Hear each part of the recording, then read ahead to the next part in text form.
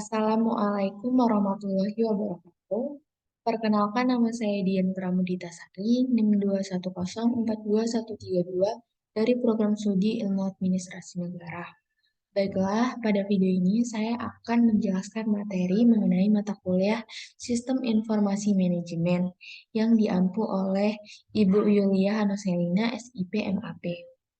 Baiklah, pada mata kuliah Sistem Informasi Manajemen ini, saya akan membahas mengenai sistem pendukung manajemen, yaitu otomatisasi kantor atau OA, Decision Support System DSS, dan juga Executive Support System ES.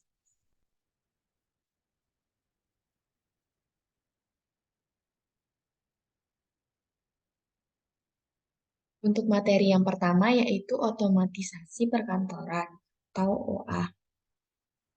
Otomatisasi perkantoran merupakan sistem informasi berbasis telekomunikasi yang mengumpulkan, memproses, menyimpan, dan mendistribusikan pesan-pesan, dokumen-dokumen, dan komunikasi elektronik lainnya di antara individual, grup-grup kerja, maupun organisasi.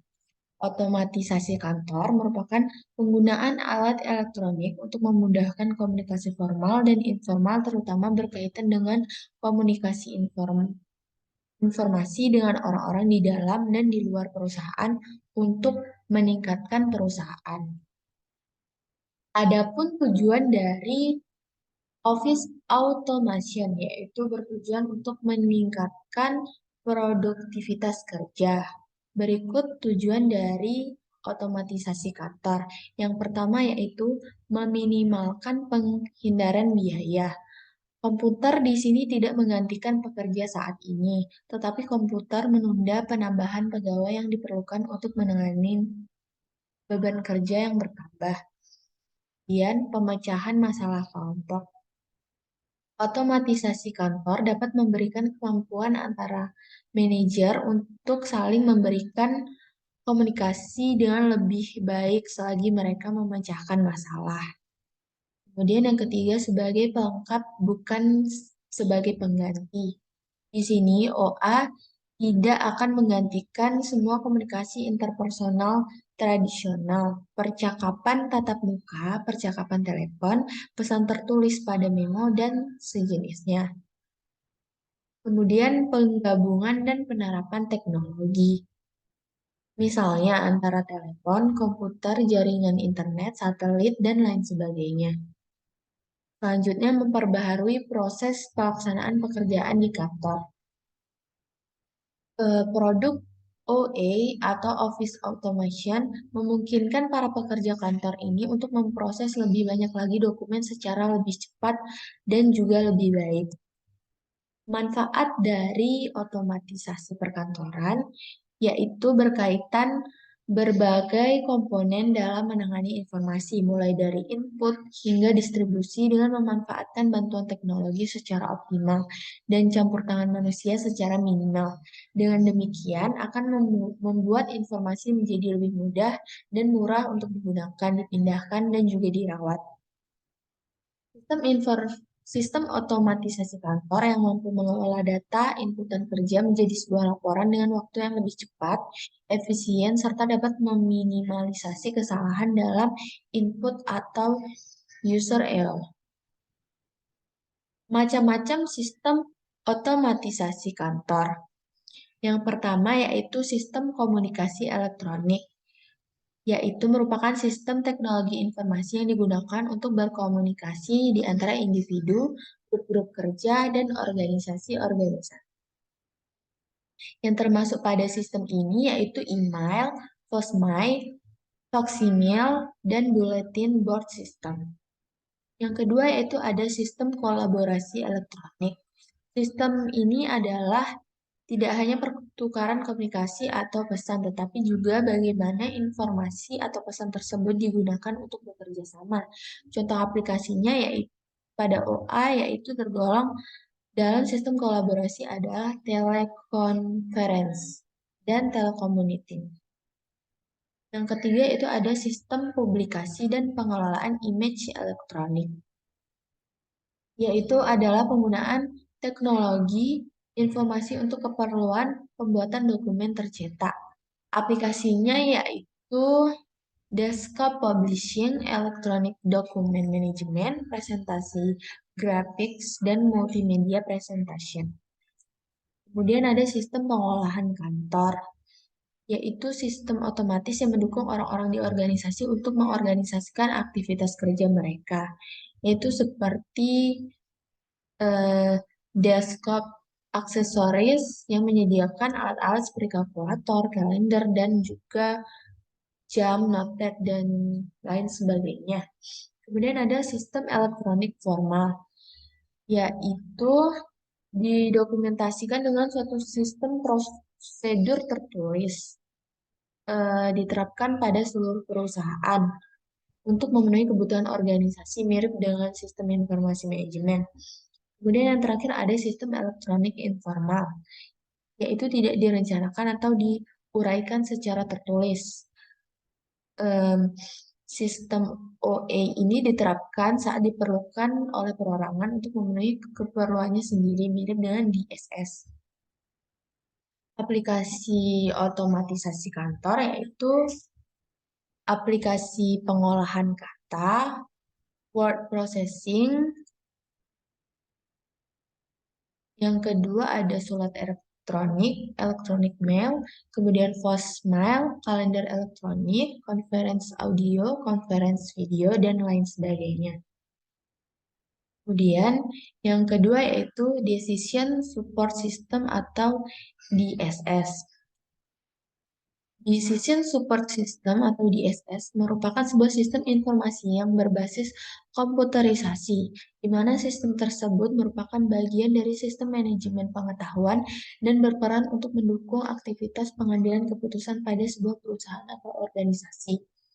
Dengan adanya DSS ini mampu untuk membantu perusahaan untuk memecahkan masalah atau melakukan komunikasi terhadap kendala yang terstruktur maupun yang tidak terstruktur.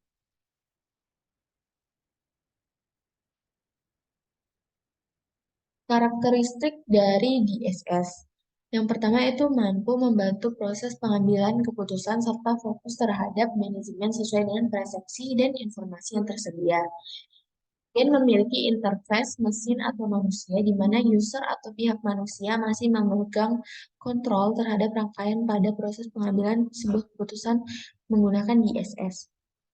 Mendukung sejumlah proses dalam pengambilan keputusan terhadap pembahasan masalah yang lebih terstruktur, tak terstruktur, maupun semi terstruktur.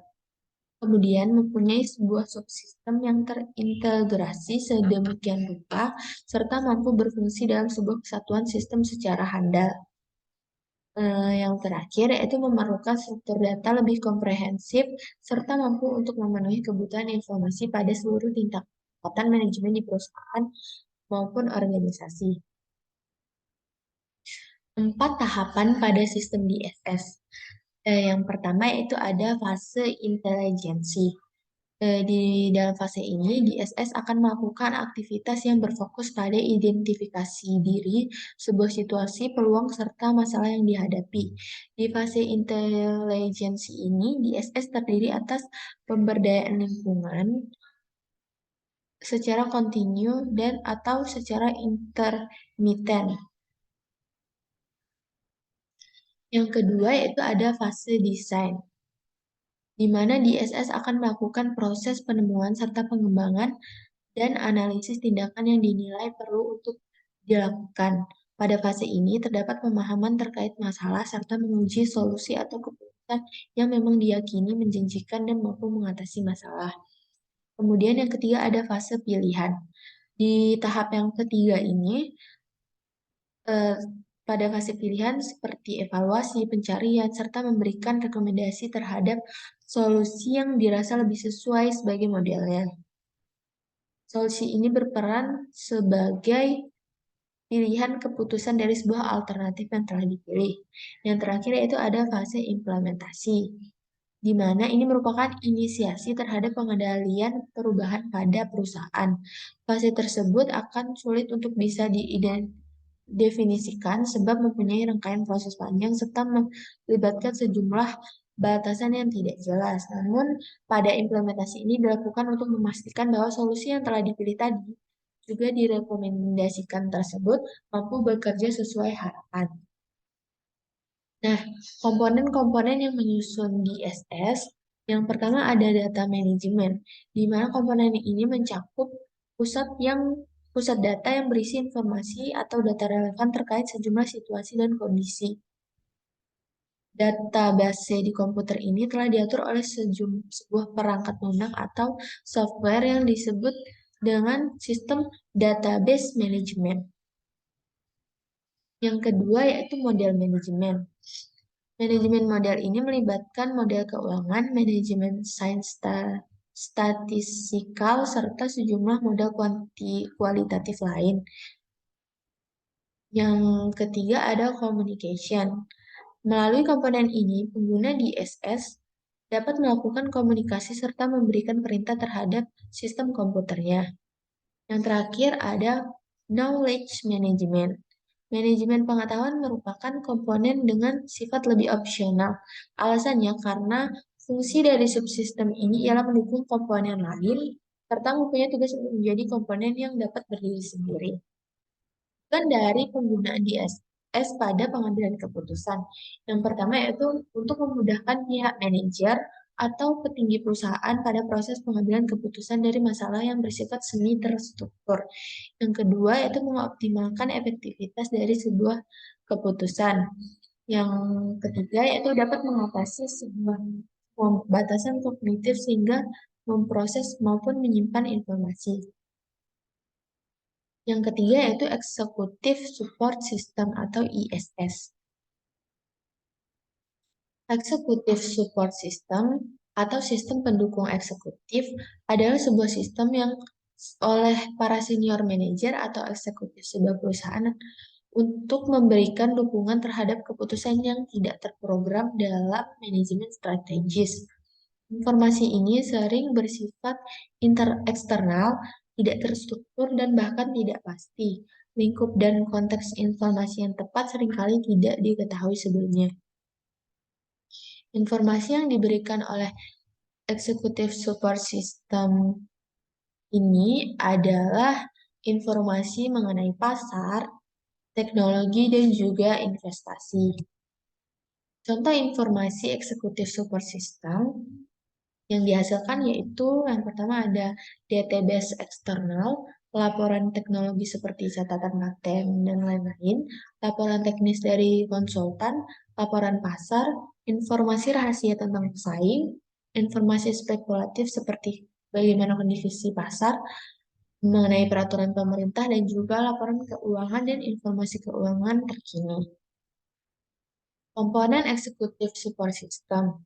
Yang pertama yaitu ada hardware, yaitu perangkat keras, di mana di dalamnya ada input device. Nah, alat ini mengizinkan eksekutif untuk memasuki, verifikasi, dan perbarui data dengan seketika. Yang kedua yaitu ada Central Processing Unit, yaitu CPU, yang merupakan pusat komponen karena ini dapat mengontrol komponen mesin komputer yang lain. Nah, selanjutnya ada file penyimpanan data, di mana ini dipergunakan secara terpisah untuk menyimpan keterangan bisnis, dan bagian ini juga dapat membantu eksekutif untuk mencari keterangan informasi bisnis historis dengan mudah. Selanjutnya ada output device, di mana alat ini dapat meningkatkan akses dari keterangan AIS untuk banyak pengguna yang lain dengan satu perusahaan. Selanjutnya itu ada software atau perangkat lunak. Yang pertama ada database untuk menyimpan informasi-informasi yang didapat. Dan yang kedua ada Office, yaitu untuk mempresentasikan data seperti membuat diagram dan lain-lain. Selanjutnya ada jaringan telekomunikasi. Jaringan yang memadai untuk menunjang proses data yang dapat berupa data teks maupun data grafik, sehingga pertukaran informasi di sini dapat dilakukan dengan sempurna. Nah, diharapkan di sini kombinasi dari software dan hardware tadi dapat didukung dengan kinerja jaringan yang memadai, yaitu jaringan telekomunikasi ini. Keuntungan dari menggunakan ISS adalah yang pertama, memudahkan bagi eksekutif tingkat atas untuk menggunakannya, kemudian mampu menganalisa tren, augmentation kemampuan kepemimpinan manajer, meningkatkan pemikiran pribadi dan pengambilan keputusan. Kemudian berkontribusi fleksibilitas kontrol strategis, kemudian meningkatkan daya saing organisasi di pasar, instrumen perubahan, dan juga meningkatkan wawasan waktu eksekutif, dan juga sebagai sistem pelaporan yang lebih baik. Nah, adapun kekurangan dari ISS ini, yang pertama itu fungsinya itu terbatas, kemudian sulit juga untuk mengukur manfaatnya. Eksekutifnya mungkin bisa menghadapi informasi yang berlebihan, sistemnya bisa menjadi lebih lambat, sulit menyimpan data terkini, dan juga dapat menyebabkan data yang kurang valid dan tidak aman. Mungkin ini tidak cocok untuk perusahaan yang kecil. Baiklah, itulah tadi penjelasan saya mengenai materi sistem informasi manajemen mengenai otomatisasi kantor, decision support system atau DSS, dan juga executive support system atau ISS. Jika ada kesalahan, saya mohon maaf. Assalamualaikum warahmatullahi wabarakatuh.